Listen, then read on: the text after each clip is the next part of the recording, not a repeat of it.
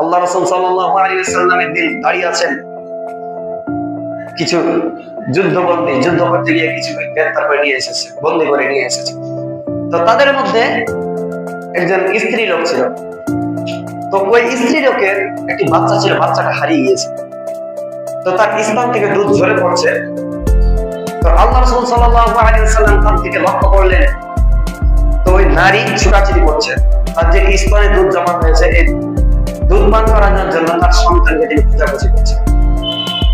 অন্যদিকে একটি ছোট্ট বাচ্চা দুধ পান করার জন্য অন্য মায়ের সন্তান। তো ওনাকে বাচ্চাটাকে ক্ষুধা লেগেছে, এখন ওই দুধ পান করার জন্য ছোটাছুটি করছে। তো এই নারী সেই সন্তানটিকে বুকে তুলে নিয়ে দুধ পান করালেন। রাসূল সাল্লাল্লাহু আলাইহি ওয়াসাল্লাম এমন দৃশ্য দেখে তার সাহাবীদেরকে বলছেন, হে সাহাবীরা, যে নারী তার অন্য সন্তানকে এত ভালোবাসে, অন্য মায়ের সন্তানকে এত ভালোবাসে, সে নারী কি তার সন্তানকে আগুনের মধ্যে নিক্ষেপ করতে পারে? সাহাবীগণ বলছেন, ইয়া রাসূলুল্লাহ, যে নারী অন্য মায়ের সন্তানকে এত ভালোবাসে সে নারী কখনো তার সন্তানকে আগুনের মধ্যে নিক্ষেপ করতে পারে না।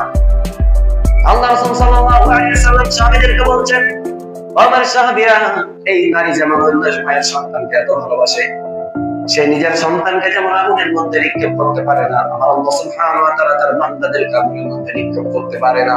তার চাইতে বেশি ভালোবাসে, তার চাইতে বেশি ভালোবাসে। নারী তার অন্য মায়ের সন্তানকে যত ভালোবাসে, তার সন্তানকে আগুনে ফেলতে চাই না, এত ভালোবাসে মা তার সন্তানকে, তার চাইতে বেশি ভালোবাসে আল্লাহ সুবহানাহু ওয়া তাআলা আমাদের। দেখেছেন, কাল কিয়ামতের দিন প্রত্যেকটি মানুষ ওয়া উম্মিহি ওয়া আবি ওয়া সাহিবাতি ওয়া বানি, কাল কিয়ামতের দিন স্ত্রী তার স্বামীকে চিনবে না, স্বামী তার স্ত্রীকে চিনবে না, সন্তান তার পিতা মাতাকে চিনবে না। এমন সময় একজনই আপন হবে আল্লাহ সুবহানাহু ওয়া তাআলা। ভালোবাসা কোথায়? পৃথিবীতে এত ভালোবাসা, স্বামী তার স্ত্রীকে ভালোবাসে, কাল কিয়ামতের দিনে ভালোবাসা থাকবে? থাকবে না, থাকবে না। কার জন্য? পৃথিবীতে কার জন্য? আপনি আপনার স্ত্রীর মুখে খাদ্য তুলে দেওয়ার জন্য, আপনার সন্তানের মুখে খাদ্য তোলার জন্য, দুই মুঠো ভাত তুলে দেওয়ার জন্য আজকে আপনি হারামকে হারাম মনে করেন না, হারামকে হারাম মনে করেন না। আল্লাহ রাসূল সাল্লাল্লাহু আলাইহি ওয়াসাল্লাম বলেছেন, এমন এক জামানা আসবে যেই জামানার মধ্যে মানুষ কোনদিন হালাল হারামকে বিবেচনা করবে না, সে হারাম পথ উপার্জন করছে না হালাল পথ উপার্জন করছে এটা ভেবে দেখবে না। আজ সেই জামানা চলে এসেছে। আজকে আমরা এই জামানাতে মানুষকে দেখেন, আজকে কত টাকা হারাম খাচ্ছে, কোথায় যে উপার্জন করছে ঠিক নেই। একবার ভেবে দেখেছি, আপনি হালাল পথ উপার্জন করছেন না, হারাম পথে যে স্ত্রী সন্তানের মুখে আপনি খাদ্য তুলে দেওয়ার জন্য হারামকে হারাম মনে করেন না, হারাম পথে উপার্জন করছেন, কাল কিয়ামতের দিন আপনি ধরা খাবেন। কার জন্য উপার্জন করছেন? স্ত্রীর জন্য? আপনাকে ভালোবাসে না, তাই ভালোবাসে, কাল কিয়ামতের দিন আপনাকে চিনবে না। এই যে আপনি হারাম পথে উপার্জন করছেন, হারাম পথে উপার্জন করে আপনার স্ত্রীর মুখে খাওয়াচ্ছেন, আপনার স্ত্রীকে আপনি খাওয়ালেন, আপনার স্ত্রীর ভাগিদার হবে না, পাপের ভাগিদার নয়, আপনি ভাগিদার, কারণ আপনি উপার্জন করেছেন। সম্মানিত উপস্থিতি,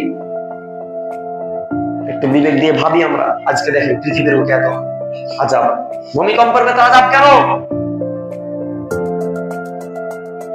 আল্লাহ রাব্বুল আলামিন কোরআনুল কারীমে যেটা বলেন, ওয়া মা আসাবাকুম মিন মুসিবাতিন ফাবিমা কাসাবাত আইদিকুম।